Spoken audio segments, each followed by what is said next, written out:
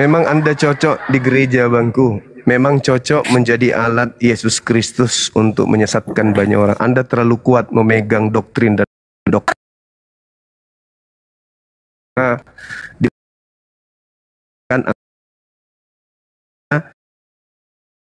Ada apapun kecuali tanda Yunus. Angkatan jahat diberi tanda Yunus. Apa itu 3 hari 3 malam? Siapa yang percaya itu angkatan jahat. Anda mencoba, apa judulnya? Habis itu nanti apa terakhirnya? Anda baca, Anda sambung-sambungkan kemana-mana. Karena kalau hanya satu ayat kita ambil, Bang, jadi kita nggak bisa mendapatkan maknanya gitu, Bang. Ketika kita baca semuanya, baru kita dapat maknanya situ. Sekarang saya tanya sama saudara, mampus, banyak cerita. Yesus tidak mengenal kitab Anda itu.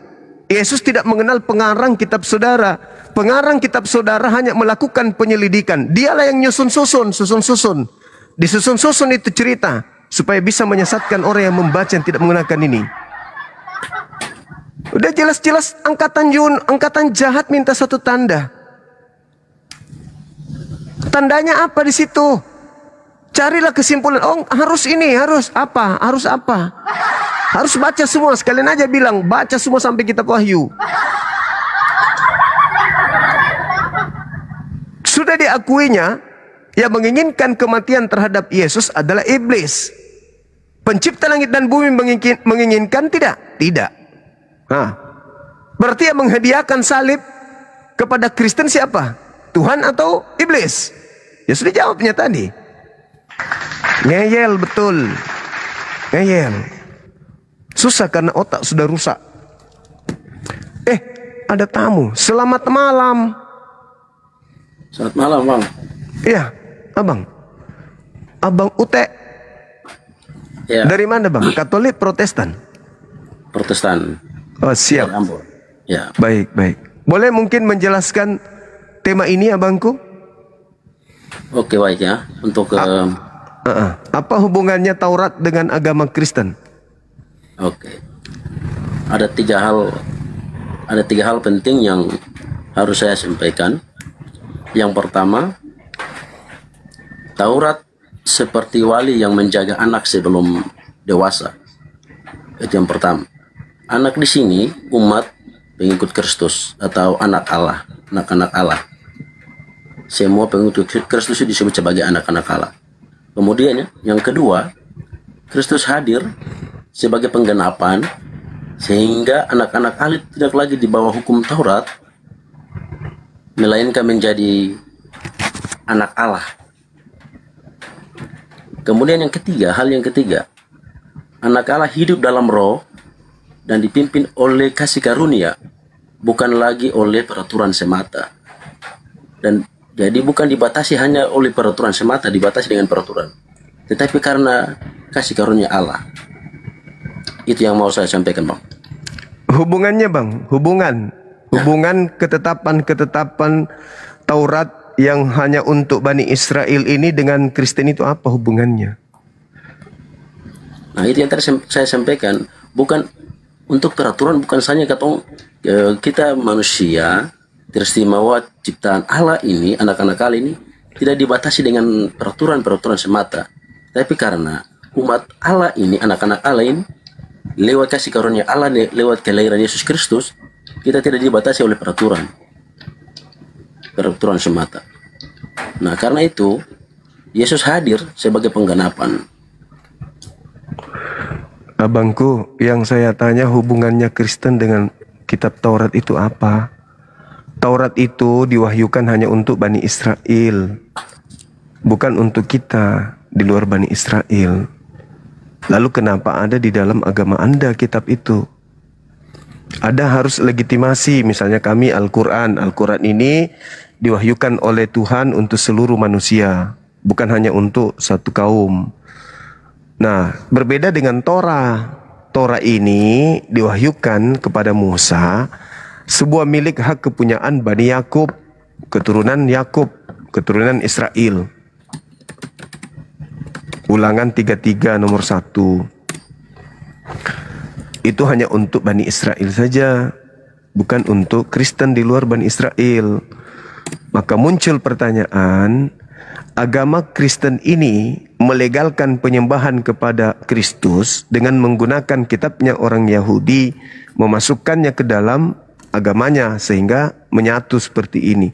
Perjanjian lama, perjanjian baru. Padahal Taurat itu adalah perjanjian baru, bukan perjanjian lama Taurat itu, Bang. Silakan. Taurat itu perjanjian lama, Bang. Bukan perjanjian baru. Yang mengatakan itu Kristen, tapi orang Yahudi berdasarkan kitabnya Yeremia 31 sampai 33, hukum Taurat itu adalah perjanjian baru Tuhan untuk Bani Israel dan Bani Yehuda. Coba Anda buka Yeremia 31 sampai 33. Namanya kitab perjanjian baru itu kehadiran Yesus Kristus sebagai penggenapan hukum Taurat. Ya, itu kan Kristen. Yang saya tanya kitabnya Yahudi yang ini apa hubungannya dengan kalian? Yesus ajar hanya untuk Bani Israel, Bang. Nggak ada pernah dia mengajar orang Roma, orang Yunani, apalagi kita orang Indonesia, nggak ada. Di mana Yesus pernah mengajar orang di luar Yahudi? Orang di luar Yahudi di Matius 15 pernah datang kepada Yesus minta tolong agar anaknya disembuhkan. Tapi Yesus memanggilnya anjing. Usirlah. Dia mengikuti kita dengan teriak-teriak. Kata ibu itu, tolong sembuhkan anakku. Kata Yesus, enggak layak roti yang disediakan untuk anak diberikan kepada anjing. Yesus menganggap di luar Yahudi itu anjing. Dalilnya, Bang, dalil. Matius 15 nomor 23, 24, 25 sampai 26.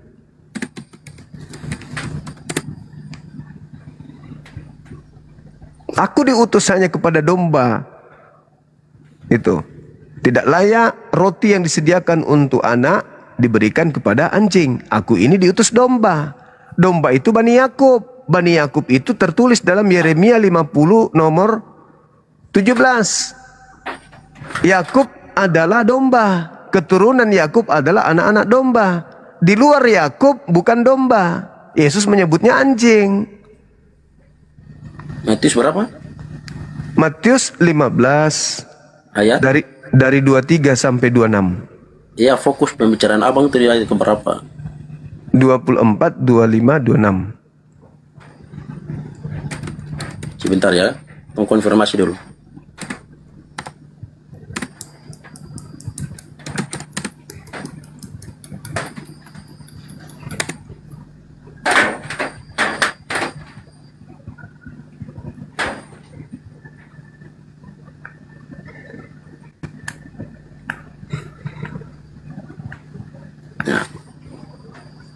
Bahkan di dalam Matius 10, nomor 5, nomor 6, Yesus berpesan kepada ke-12 muridnya agar jangan ke bangsa lain. Melainkan pergilah kepada domba-domba yang hilang, yang sesat dari umat Israel. Ini Abang, saya baca ayat yang ke-24 ya. Matius 15 ayat yang ke-24. Menegaskan bahwa Yesus datang pertama-tama bagi Israel. Tidak ada kata pertama-tama di situ, yang ditambah. Pertama-tama bagi Israel. Tidak ada kata pertama-tama, Bang. Jangan ditambah-tambah. Betul, ditambah-tambah, Pak. Mana ada tertulis begitu? Ini sebentar. Silakan. Saya balikkan kamera dulu. Oke. Bisa dibaca? Nggak bisa. Nggak bisa, Bang. Anda buka di mana itu? Alkitab Sabda terjemahan tahun berapa itu? Terjemahan tahun berapa yang Anda baca itu?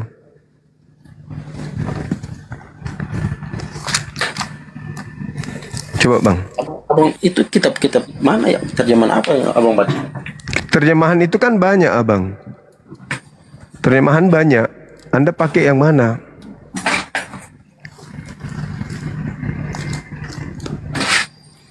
Ini yang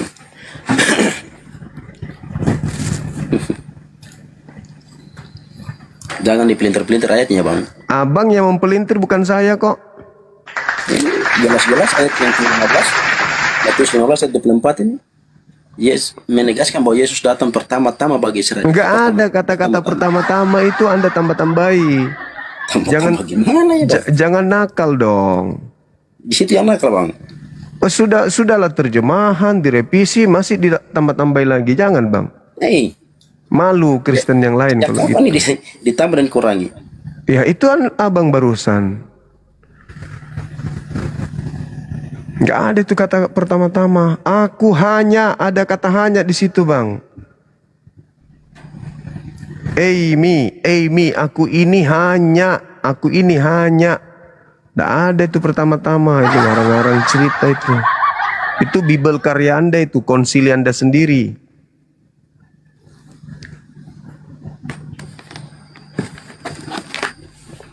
Makanya Yesus mengatakan kepada Bani Israel, waspadalah kepada serigala yang datang kepadamu menyamar seperti domba. Serigala itu di luar dari Israel.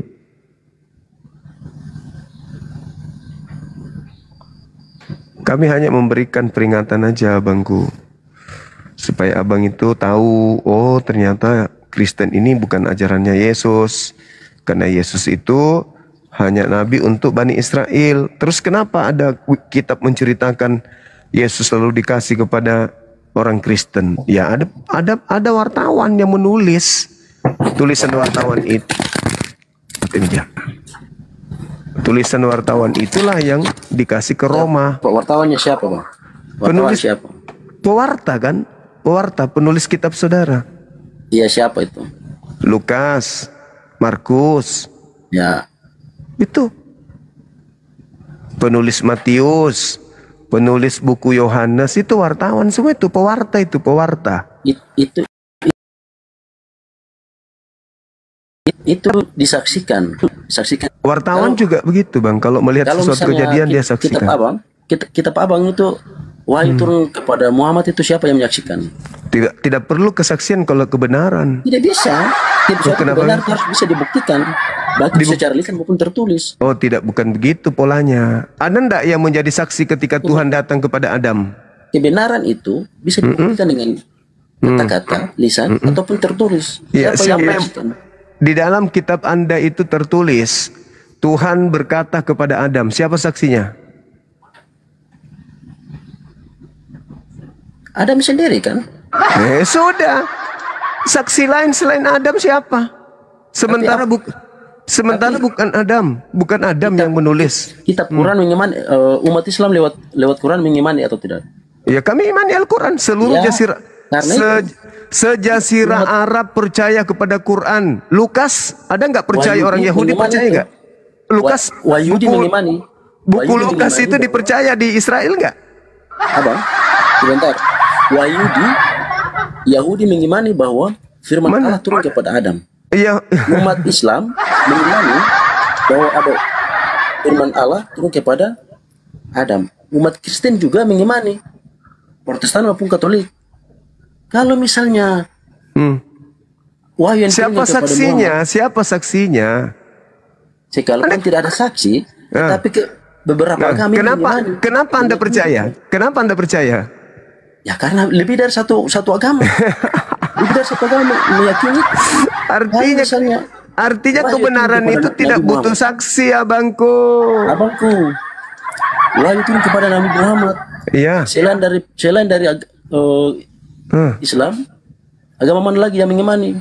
Ya Islam aja. Islam aja tidak kuat itu. Hanya satu. Kenapa tidak kuat? Tidak kuat. Nah sekarang buku Lukas itu lebih dari satu orang bersaksi. Lukas siapa yang percaya? Agama apa selain Kristen?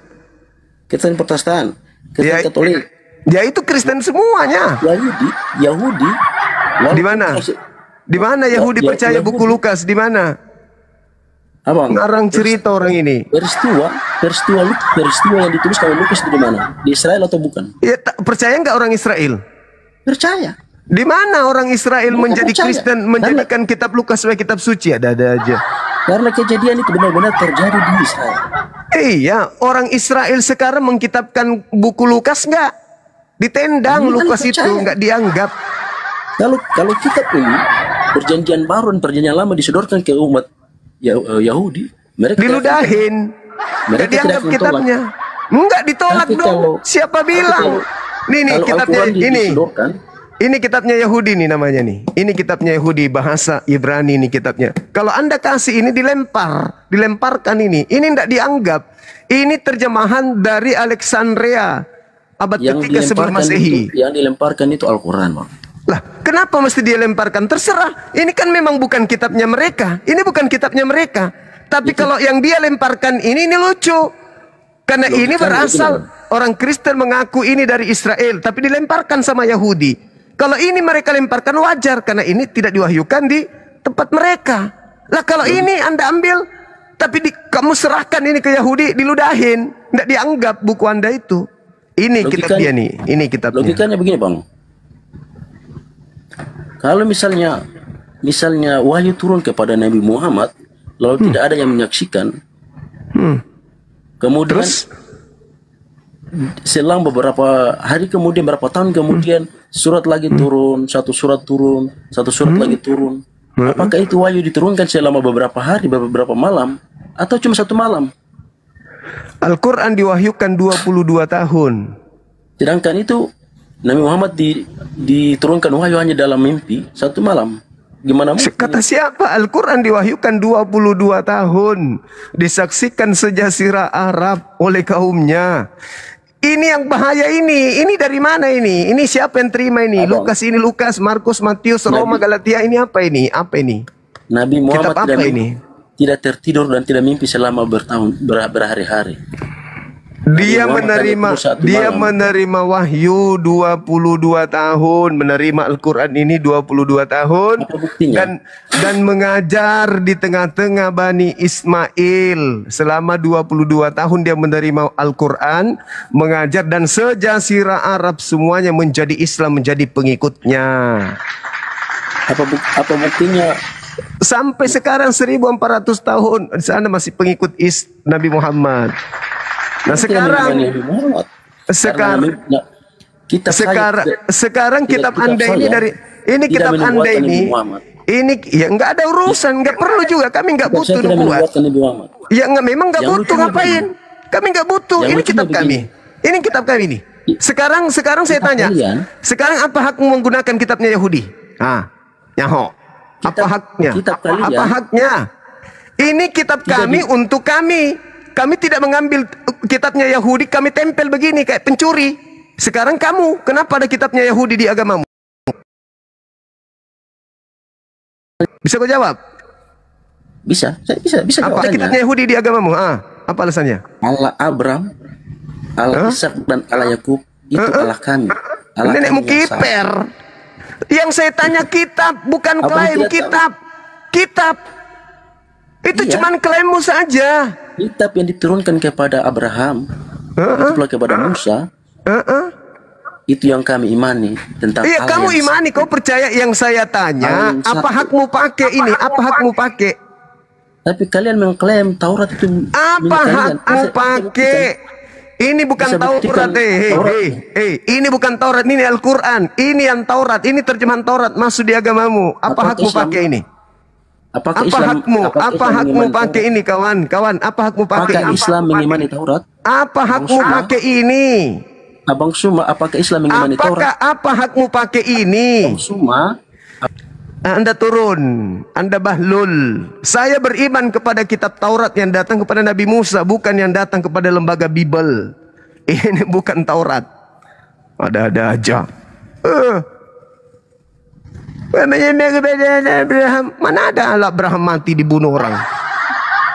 Dasar sok paten. Saatnya lah saudara-saudara sadar, pikirkan. Iya juga ya, kok ada kitabnya Yahudi di Kristen? Dari mana asalnya? Gitu loh. Ayo, selamat malam saudara Robert Surbakti. Oke, selamat malam Bang. Malam Bang. Ya, terima kasih sudah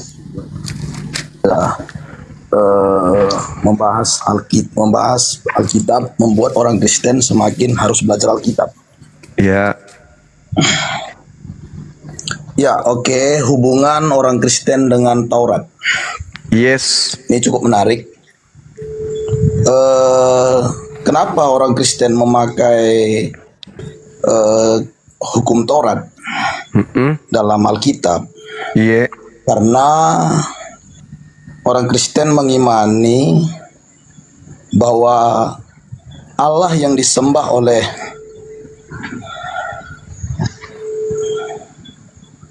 Oke, udah nyala, Bang? Belum. Belum ya? Tinggal diterima, Bang. Terima aja permintaannya. Ya. Oke, salam kenal Saudara Robert. Ya, Silakan. terima kasih, Bang ya. Sama-sama, Bang. Nah, salam kenal. Terima kasih. Yes. Sip.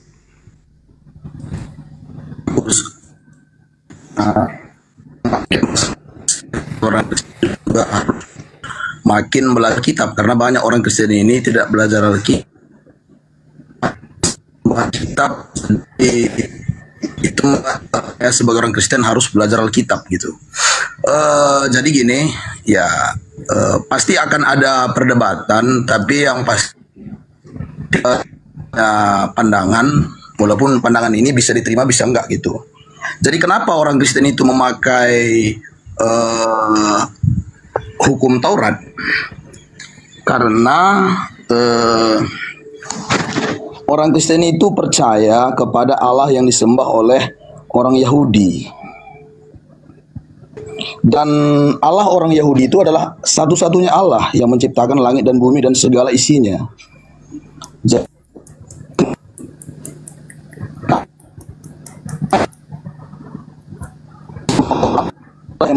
Bumi, berarti Allah itu bukan hanya untuk orang Yahudi, walaupun Allah nya kepada orang Israel. Jadi Allah itu Allah semua bangsa, Allah semua bangsa. Makanya kalau kita lihat perjanjian lama, Allah itu juga mau hanya kepada bangsa Israel, berarti ketika bangsa lain melakukan kejahatan, Allah itu nggak urusi karena itu bukan umatnya. Ternyata nggak begitu. Buktinya di perjanjian lama kita melihat Allah mengurusi bangsa lain, mengurusi Niniwe, ada juga bangsa Arab, bangsa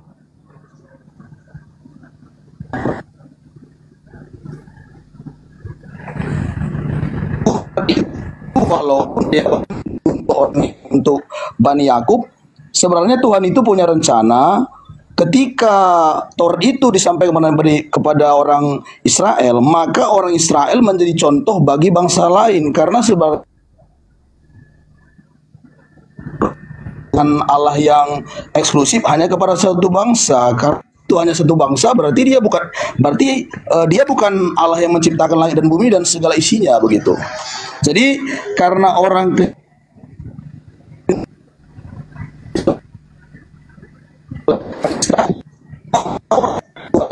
dari firman Tuhan, sehingga itu dipercaya adalah firman Tuhan, sehingga dimasukkan kepada Alkitab. Dan faktanya kita ini kan mengurusi ya, kalian oke, tadi saya dengar mencuri. Saya udah baca di sendiri, nggak permasalahkan orang Kristen itu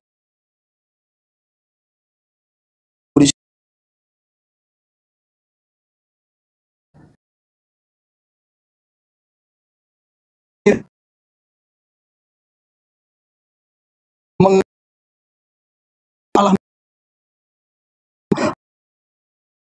hanya di saya masuk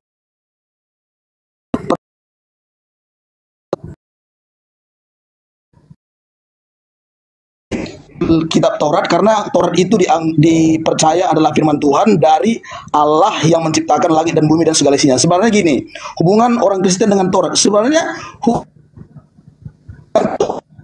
cuma orang Kristen, sudah pasti Allah itu berlaku bagi semua bangsa, bukan hanya satu suku, satu bangsa. Kalau dia hanya berlaku bagi satu bangsa, berarti itu bukan Allah yang menciptakan langit dan bumi dan segala isinya. Oke, gitu sedikit Bang. Mungkin Abang pun. Iya, tolong Ada tunjuk. pandangan saya, tapi pertama-tama Bang, saya berterima kasih kepada Abang sudah membahas ini Bang ya. Ya, Ya. tolong tunjukkan kepada saya di mana Tuhan berfirman kepada Musa, di mana firman-Nya ini Musa menerima perintah untuk mengabarkan kepada bangsa lain. Tertulis di mana itu? Oke gini Bang, kalau Abang bertanya begini, saya tanyakan juga, kenapa Allah di perjalanan itu ngurusi bangsa lain? Lah, menjelaskan bangsa lain kepada Nabi Musa, bukan memerintahkan Musa untuk mengajarkan kemudian kepada bangsa lain. Di mana Pertanyaan saya dalilnya? kembali, Bang. Oke, pertanyaan saya kembali. Enggak, saya tanya Abang gitu. Nah, Anda kan Allah menggunakan kitabnya orang, Anda itu punya bangsa kewajiban. lain?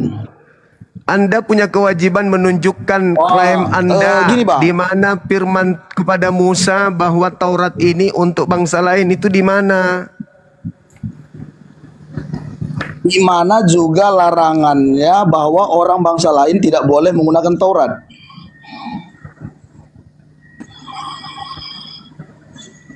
Di mana? Dinyatakan di Mazmur 147. Kok diam, Bang? Iya. Mazmur Abang 100. bacakan itu, bacakanlah. Mazmur dompala. Aku pikir berilmu dari tadi. Di mana Panjang. ayatnya? Aku pikir berilmu tong kosong aja. Udah kau ke gereja hisap ibu jari pendeta. Sombong tapi bahlul. Ditanya malah balik.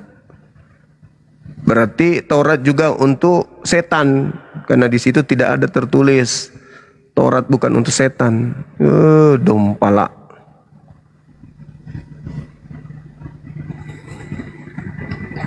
Pakai otak. Cara menyesatkannya terlalu overload.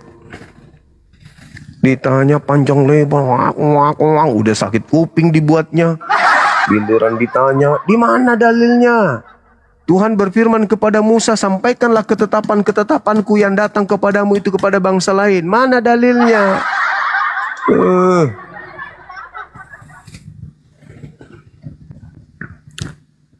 Gak mau nipu jangan di sini bang. Halo. Selamat malam. Ada kartu apa? Ada kabar kanci. Sudah banyak oleng. Kitabnya orang, diklaim kitabnya, disuruh tanya dalilnya mana. Malah nanya balik. Di mana dalilnya kalau bukan untuk orang bangsa lain? Agak tuh. Bang Handi naik. Silakan. Masya Allah. Kita sambut dengan meriah. Pastor Handi Slebes. Waktunya sudah bisa naik kan? Iya, naik Dia udah mengki situ. Hah? Dia udah mengki. Udah, Iya. siap. Iya, Udah Pan. jam 1, Iya, Pan. setengah 2 di sini. Oh, iya, Pan. Saatnya para penggawa-penggawa bekerja. Ya, Gimana? alhamdulillah. Cik? Alhamdulillah penonton bisa tadi 13K. Jadi mohon ini permintaan penonton. Kalau bisa Bang Joma itu badai Isya lah. Itu jam 8 waktu di Jakarta mulai. Baik. Lanjut. Baik, Bang Handi. Ayo, silakan.